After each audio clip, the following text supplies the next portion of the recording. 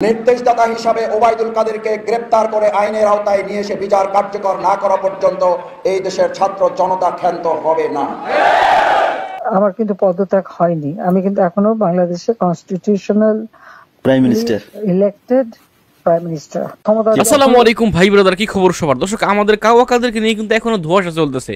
অনেকে বলতেছেন তিনি গ্রেফতার হয়েছে, তাকে গোপনে রাখা হয়েছে, আবার অনেকে বলতেছে যে না, তিনি পালিয়ে গেছেন। তো এই বিষয় নিয়ে আমরা খোলাসা একটি বক্তব্য শুনবো। গত 15 বছরে যে গুম খুনগুলো হয়েছে, এর ভিতরে 80%ই গুম খুনের সাথে জড়িত ছিল আমাদের এই কাওয়া কাদের। আমাদের কাছে গুরুত্বপূর্ণ ভিডিওস আমরা দেখাবো। দর্শক, শেখ হাসিনা নাকি এখনো বাংলাদেশের বৈধ প্রধানমন্ত্রী। মানে এটা কি মানা যায় ভাই? মানে এটা মানা যায়? মানে কি হাসি কোথায় রাখি রে ভাই? তিনি এখনো বলতেছেন আমি বাংলাদেশের বৈধ প্রধানমন্ত্রী, আমাকে জোর জবরদস্তি করে দেশ থেকে তাড়ানো হয়েছে।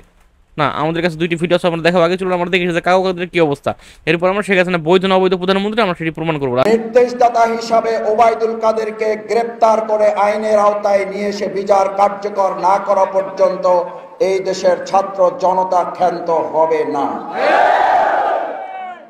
আপনি কথায় কথায় এদেশের মানুষকে যে তুচ্ছ তাচ্ছিল্য করেছেন, আপনি কথায় কথায় বিরোধী দলের আন্দোলনকে নিয়ে যে কটাক্ষ করেছেন, আজকে বাংলাদেশের মানুষ জানতে চায় আপনি কোথায় অবস্থান করছেন, কোন গর্তে অবস্থান করছেন।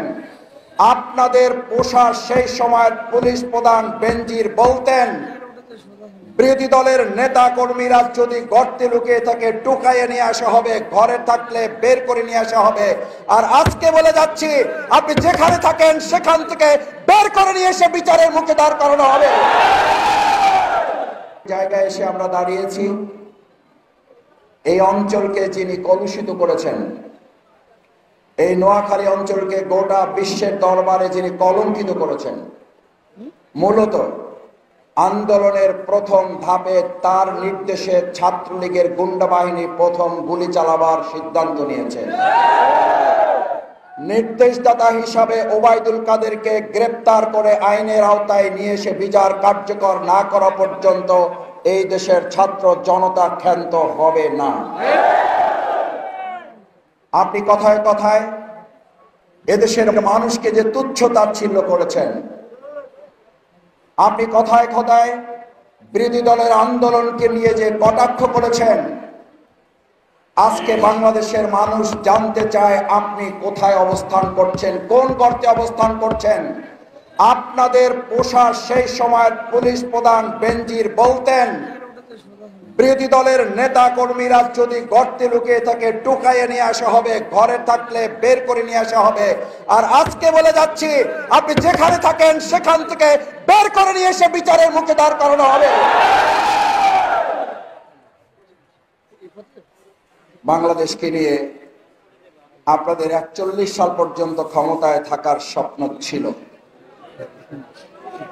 আপনারা ঘুমিয়ে স্বপ্ন দেখেন নাকি জেগে স্বপ্ন দেখেন, এটা নিয়ে মানুষের এখনো বিস্ময় আছে। আপনারা 41 সাল পর্যন্ত থাকার স্বপ্ন দেখেছিলেন, আর জনগণ আপনাদের বিদায়ের জন্য 41 সেকেন্ড সময়ও দেয় নাই, তার আগেই আপনারা বিদায় নিয়েছেন।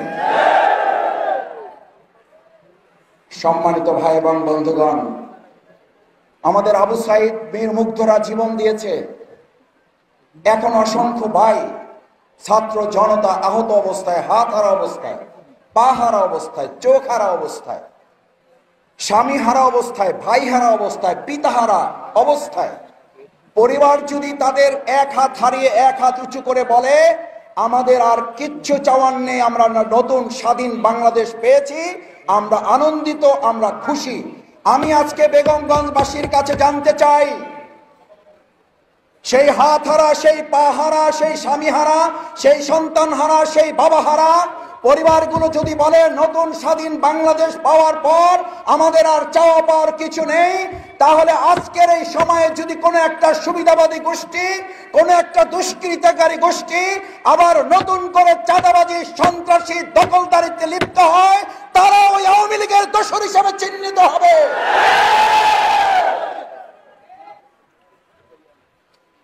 নতুন বাংলাদেশের নতুন স্বাধীনতা এই বীর যোদ্ধা যারা জীবন দিয়েছে, আহত পঙ্গ অবস্থায় যারা হাসপাতালে আছে, এই সমস্ত স্বাধীনতা যোদ্ধাদের স্বপ্ন নিয়ে যদি কেউ সিনেমিনে খেলেন, মনে রাখতে হবে 2024 সালের 5ই আগস্ট একবার আসে না। এটা অন্যায়, অত্যাচার, চাঁদাবাজি, খুন, রাহাজানি, টাকা পাচারকারীদের বিরুদ্ধে প্রতিদিন, প্রতি মিনিট, প্রতি সেকেন্ডে একটা 5ই আগস্ট তৈরি হবে। আমরা অত্যন্ত বিস্ময়ের সাথে, উদ্বেগ উৎকণ্ঠার সাথে লক্ষ্য করি আমাদের নতুন সুন্দর স্বাধীন নতুন বাংলাদেশে এখন ঘাপটি মেরে থাকা প্রশাসনের আগের কতিপয় লোকেরা বসে বসে নাকি কেউ কেউ স্বপ্ন দেখেন এবং বলেনও, ভিতর থেকে গোপনে বলেন আবার সব ঠিক হয়ে যাবে, আধার কেটে যাবে। আপনাদের সাহসের প্রশংসা করতে হয়, তবে বেশি সাহস দেখাবেন না। আপনাদের যে নেত্রী মহিলা সাহস দেখিয়ে বলেছিলেন শেখ হাসিনা পালায় না। আপনাদের মনে থাকার কথা, ছাত্র জনতা 2024 সালের 5ই আগস্ট যে আন্দোলন সফল করেছে, 2023 সালের 28শে অক্টোবর মতিঝিলের শাপলা চত্বর থেকে বাংলাদেশ জামাত ইসলামী সেদিন একটা স্লোগান দিয়েছিল। আপনারা সেই স্লোগানে সামিল হয়েছিলেন। আমরা সেদিন বলেছিলাম শুধু পদত্যাগ নয়, আমরা স্লোগান দিয়েছিলাম নো হাসিনা, গো হাসিনা। আজকে শুধু নো হাসিনা নয়, হাসিনা চলে যেতে বাধ্য হয়েছে। এটা 28শে অক্টোবর জামাত ইসলামের সিদ্ধান্ত ছিল। বাংলাদেশ জামাত ইসলামী ইসলামী ছাত্র শিবিরের 2023 সালের 28শে অক্টোবরের মতিঝিলের ঐতিহাসিক সমাবেশের সেই স্লোগান তারা বাস্তবায়ন করেছে তাদের জীবন, সম্পদ, হাত পা দিয়ে। আমরা সেই সাধারণ শিক্ষার্থী, তরুণ, যুবকদের প্রতি আজকের এই সমাবেশ থেকে আলাদা করে স্যালুট, আন্তরিক অভিনন্দন, ধন্যবাদ এবং তাদের প্রতি আমরা কৃতজ্ঞতা জানাই। দর্শক, আপনারা দেখতে পেলেন এখানে জামায়াত ইসলামের ডক্টর শফিকুল ইসলাম মাসুদ, তিনি এখানে গুরুত্বপূর্ণ কথা বলেন এবং বাংলাদেশে গত 15 বছরে যত গুম খুন হয়েছে এর সাথে নাকি জড়িত ছিলেন আমাদের এই কাওয়া কাদের। দেখ দর্শক, কত কথা বলবো না, আপনারা শুনতে পেলেন। তো আপনারা আপনাদের মতামত লিখে যাবেন কমেন্টে। চলুন আমরা আরেকটি ভিডিও দেখে আসি। এখানে নাকি আমাদের কি সাবেক প্রধানমন্ত্রী কে সে শেখ হাসিনা, সে নাকি এখনো বাংলাদেশের বৈধ প্রধানমন্ত্রী না। এটা আমার কোনো কথা না। চলুন আমরা একটা ভিডিও দেখে আসি। জি, আমার কিন্তু পদত্যাগ হয়নি। আমি কিন্তু এখনো বাংলাদেশের constitutional prime minister, elected prime minister. ক্ষমতা দখল, সে তো জবরদখল করছে। জি আপা, জি। তার কোনো লিগালিটি নাই যে হচ্ছে উপদেষ্টা বলে আমাদের কোনো পদ নাই। জি আপা, যেভাবে সে ক্ষমতা গেছে, এটা তো মানে মানুষ খুন করে মেরে একটা সিচুয়েশন তৈরি করে তারপরে তো সে ক্ষমতা গেল। জি জি আপা, জি জি। না, আমরা এগুলা আমাকেই মেরে ফেলা। জি আপা, আমরা এগুলা আমরা ইউরোপিয়ান পার্লামেন্টকে জানাচ্ছি। আর তাছাড়া আমি তো পদত্যাগ করি নাই। জি আপা।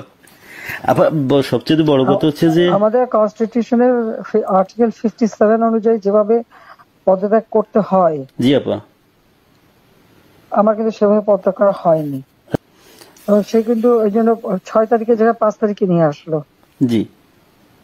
আর 5 তারিখে নিয়ে আসার ফলে আমার পক্ষে তখন এমন ভাবে চারিদিকে লোক ঘেরাও, আমি দেখলাম যে এখন যদি ফায়ার ওপেন করে আমার এখানে সিকিউরিটি, তাহলে শত শত লোকের লাশ পড়বে। জি আপা, জি। লাশ ফেলে আমি ক্ষমতা।